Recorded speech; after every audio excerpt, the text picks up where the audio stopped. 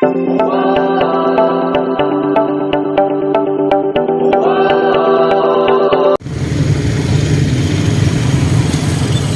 mga kaibigan, yan ang tinatawag nila ng Residencia de Bais noong 1937. Ganyan pa rin ang mga kulay ng mga pintura nila dito guys hanggang ngayon. Kaya nga tingnan nyo naman dito pati yung mga pintura dito. So ang fountain naman nalang dito isa wala pang isda, so ngayon ay inaayos pa nila. Mercado de Bais ang pupuntahan ko naman dun sa likod at dito naman ay talagang busy street na dahil nga ay pauwi na.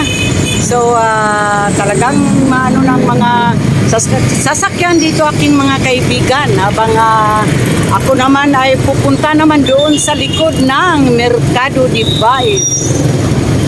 Guys, dito na nga ako sa likod ng Mercado de Bais kung saan yung maraming mga tao dahil hapon nga maraming namimili dito. So ipakita ko sa inyo kung ano kagandahan ng mga isda dito na talagang priskong-prisko. Diba? Wait lang kayo mga guys. Ito na nga yung mga isda nila na talagang napaka-presko mga kaibigan. So ito na yung mga nagtitinda dito. Mga guwapa gihapon. So guys, ito na yung isda na malaking ulo. Kalami ba ini? Aruy, kalami jud. So dito naman ako banda aking mga kaibigan. Bising-busy ang mga tao ngayon sa bili ng priskong-prisko na isda na galing pa talaga sa dagat. Kaya kung nakikita nyo naman dito mga kaibigan, yung iba naman ay bumibili pag hapon dahil yan nga lumalabas ang mga isdang prisko diri sa Bais. Huhuy! Bais City! Ano yan ang mga tindira diri? Shout out! Shout out ninyo mga kaibigan. So, nagpa-shout out ang mga tindira dito sa Bais. Kaya guys, ito na sila. Masaya sila sa ako'y gumagawa ng video dito sa kanilang mga paninda aguroy. Itong aking mga kaibigan ay ako ay maraming napupunta naman dito. So ngayon ay isa hapon na. So kailangan namang pupunta ko ng Mercury dahil yun talaga ang pakay ko dito na bumibili ng gamot. Guys, dito na naman ako sa kanilang public market kung saan yung maraming nagtitinda dito sa loob ng market ng Bais City. So ngayon ay ako naman ay pupunta doon. Kaya sugod na tayo.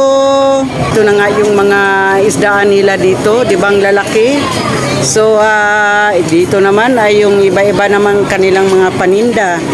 So ito na guys, ako proceed na naman ako doon. So nandito, agugoy, kalamiin ilang isda. So wow, pinaka ano talaga oh.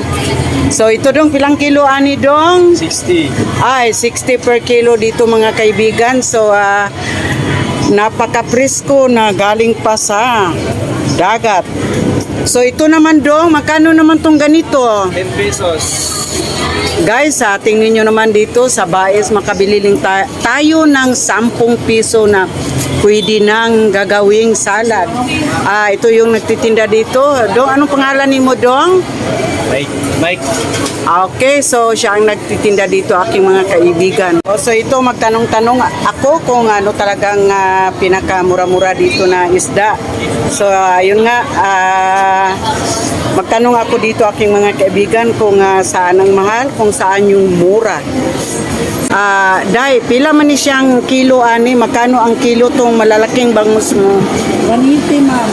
Ito pala yung ang 180. So depende sa Sizing. sa sizing nila. So guys, ito yung ano nila na agoy kalami jud ini. Wow, ito yung mga paninda nila dito kaibigan. So salamat ha. Okay, salamat kayo palangga. Issue ng isda guys. So ito yung tilapia nila. So day unsa gato yung ngalan ini day? Malangsi. So pila ang kilo sa malangsi? Sa isinta ra. Oh, pariha lang sa akong gi kuanan ganiha. Akong gi amay kalamay pud ako isda. So pilang kilo ani day? 160 te. So ang gagmay 150. 150. Guys, Fish cakes na siya te. ha? Fish cakes. Oo. So guys, ito na nga, iba-ibang presyo ng mga isda dito. Pero ito namang malangsi, isa same yung pinagtanungan ko. Kaya dito ako sa merkado ng Baez City. Yung luma nilang merkado dito mga guys. Tawag nila ng isda ng bato. Pero ito talaga ang pinaka tilugon na kung may lagnat ka, kung may mga sinat ka, kung nabinat ka, ito talaga ang pinakamagandang kakainin ang isda ng bato. So, tagpilang kilo aniga? 60. Ito 60 ang kilo. Mura lang. At saka presko pa. Ito naman, pariho lang pala tong kuan. Pariho lang pala tong 60. Okay. Dito na naman ako at ito daw ang the best na tilugon. So, 60 gihapon ang kilo ani gang? Ha? So, iba palang klase gang. Ito ang 120 at saka pila man po ni mong kasag? 250. Yan ang 250 nila. So, wala na talagang mura ngayon sa panahon na to. So, salamat kayo, day. Dagang kayong salamat. Ito naman ako banda king mga kaibigan. So, Inday, gwapa. Pila man imong bangus nga gagmay? 150 ma. So, ito ang mga klase na 150 na bangus kasi yung kanina is 180 yung napuntahan ko.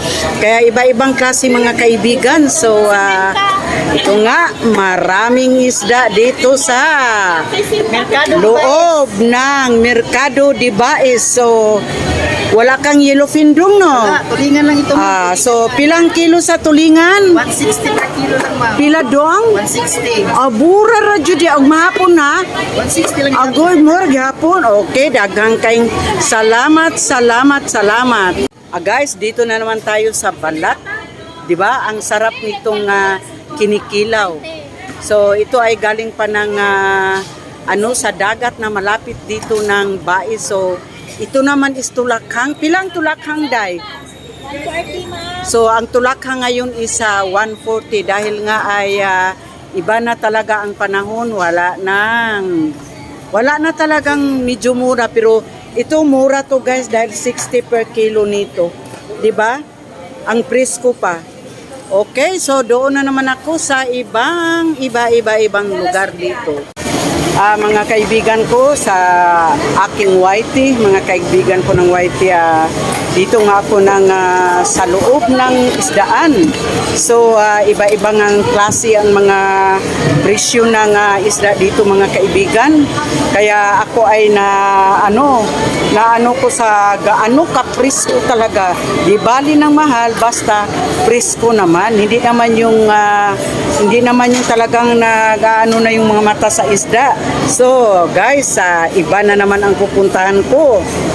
Dito na naman ako sa mga dry goods kung saan yung nandito yung mga daing or mga bulad kung sa Bisaya pa. Diba yung mga presyo nila, ewan ko kung ganun rin ang presyo sa ibang lugar nyo. Pero yung hinok na yan is 340, yan talagang pinakamasarap. So, kung wala mga sakit ninyo, kain lang tayo ng bulad. So, dahil kaning dugay-dugay na mo diring naninda. Gay na di. Maura jud na. So, mao niyang tinda diri aning sulod sa Merkado de Baez. So, yung iba naman doon, iba-iba nga mga tinda dito mga kaibigan. Okay, suroy-suroy naman ako sa ibang party mga kaibigan. Mga kaibigan, ganitong oras ay marami talagang namimili dito sa kanilang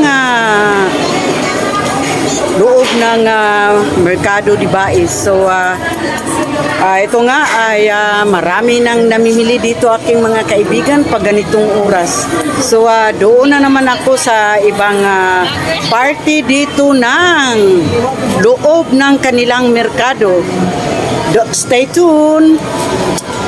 Dito ako banda-banda na lang dito tayo kasi nga may mga music doon sa kabila kaya ang hirap mag-mute ng ating mga music.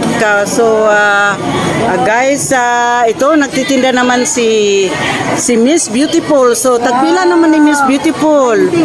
Tag 20. So ang tinda niya aking mga kaibigan isa 20 pesos isang kuana. Di ba? Lahat ba to 20? Sampo, ito 20. So hindi pala pareho ang presyo. So kari po day Walang 20. so 20. So meron tayong pagpilian 20 or 10, 'di ba? Aguroy. So guys, Dire ka.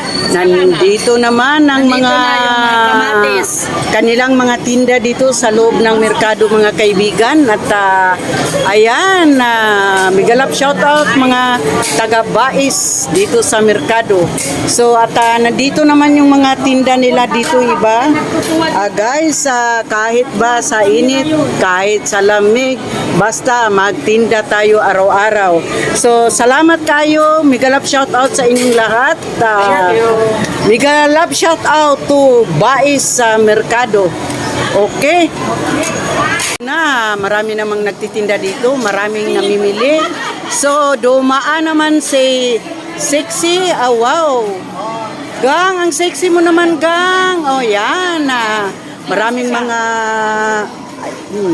marami talagang makukuha dito mga kaibigan ko. Victoria's. Wahoo! Ayan ang mga bago kong mga followers, guys.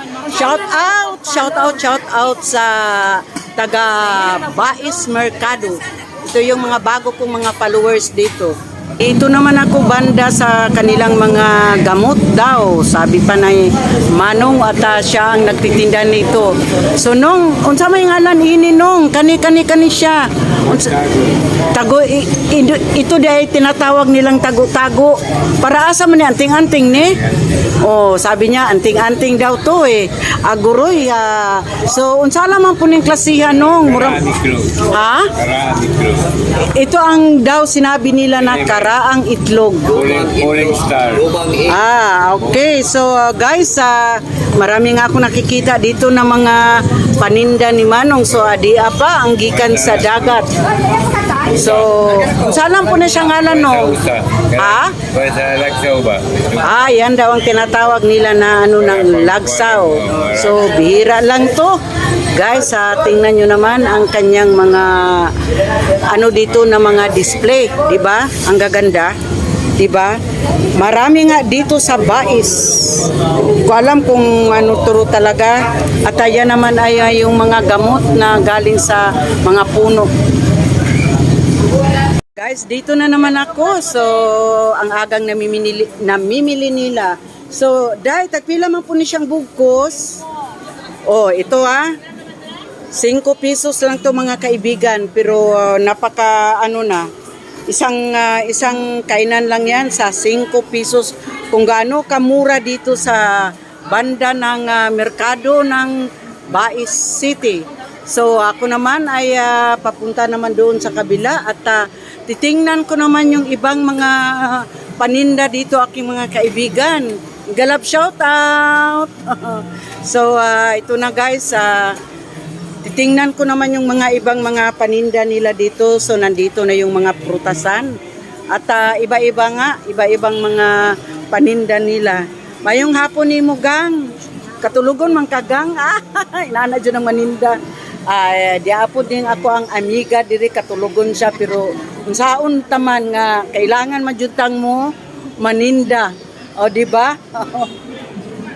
Ito, pinapakita ko naman sa inyo kung ano talagang nandito sa loob ng lumang ng merkado dito sa Bais City.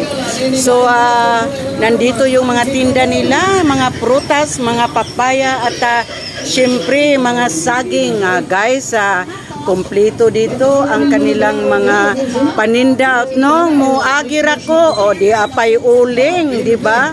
So, di apay malunggay. Guys, dito na naman ako banda at Ayan ang mga ampaw, ang mga tinapay nila. So, mga iba-ibang ang mga tinda nila dito mga kaibigan ko. So, nang maayong hapon ni mo diya. Guys, dito nga na lang ako banda. Dito na lang hanggang dito na lang ako. So, ito nga yung nakikita ko. At ito yung itlog daw, sabi ni Manong. So, hanggang dito na lang ako aking mga kaibigan at sana naman nagustuhan nyo itong aking pinapakita ko nyo dito sa Mercado de Bais. Kaya, huwag nyo kalimutan mag-like, mag-subscribe ng aking channel, Madam Vimy.